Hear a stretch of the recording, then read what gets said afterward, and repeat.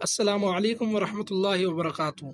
آج الحمدللہ 10 رمضان المبارک ہے، اور یہ وہ دن ہے جب جناب نبی کریم صلی اللہ علیہ وسلم کی زوجہ محترمہ خاتون جنت سیدہ فاطمۃ الزہرا رضی اللہ تعالی عنہا کی والدہ محترمہ اور ہم سب مومنین مومنات کی اماں جان حضرت سیدہ خدیجہ الکبریٰ رضی اللہ تعالی عنہا کا وصال ہوا۔ حضرت خدیجہ رضی اللہ تعالی عنہا قریش کی سب سے عاقل، دولت مند اور پاکیزہ خاتون تھی۔ جناب نبی کریم صلی اللہ علیہ وسلم سے نکاح کرنے کے بعد آپ رضی اللہ تعالی عنہ نے اپنا وقت، اپنی دولت، اپنا سب کچھ نبی کریم صلی اللہ علیہ وسلم کے لیے اور دین اسلام کے لیے وقف کر دیا۔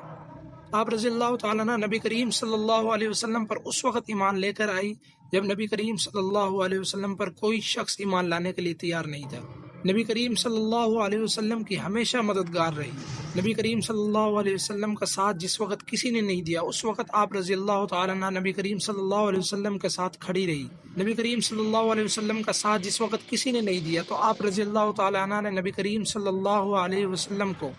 دلاسا دیا، تسلی دی۔ آپ رضی اللہ تعالی عنہ نے دین کے لیے بے حد تکلیفیں، مشقتیں برداشت کی۔ حضرت ابو ہریرہ رضی اللہ تعالی عنہ سے روایت ہے کہ نبی کریم صلی اللہ علیہ وسلم کی خدمت میں جبرائیل علیہ السلام حاضر ہوئے اور کہا، یا رسول اللہ صلی اللہ علیہ وسلم، حضرت خدیجہ الکبریٰ رضی اللہ تعالی عنہ آپ کے پاس تشریف لا رہی ہیں، اور ان کے ہاتھ میں ایک برتن ہے، برتن میں کچھ کھانا یا پانی ہے، تو جب وہ آپ کے پاس آ جائیں تو انہیں اللہ تعالیٰ کی طرف سے سلام پہنچا دیجیے گا، اور انہیں اللہ تعالیٰ کی طرف سے ایک ایسے موتیوں کے محل کی بشارت دے دیجیے گا جو جنت میں ہے، کہ جس میں نہ کوئی شور ہوگا نہ کوئی تکلیف ہوگی۔ آپ رضی اللہ تعالیٰ عنہ کی زندگی آج ہماری خواتین، ہماری ماؤں، بہنوں، بیٹیوں کے لیے ایک بہترین نمونہ ہے۔ تمام خواتین آپ رضی اللہ تعالیٰ عنہ کی سیرت پر عمل کر آپ رضی اللہ تعالیٰ عنہ کی سیرت کو اپنا کر اپنی زندگی کو بہت خوشگوار بنا سکتی ہے۔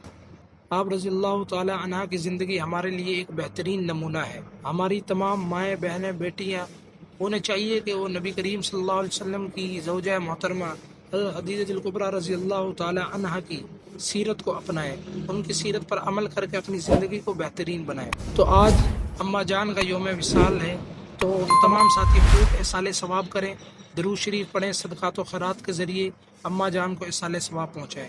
اور دیگر ذکر و اذکار کر کے احصال ثواب پہنچائیں۔ تو تمام ساتھی ایک مرتبہ سورۃ الفاتحہ، جسے الحمد شریف بھی کہتے ہیں، اور 3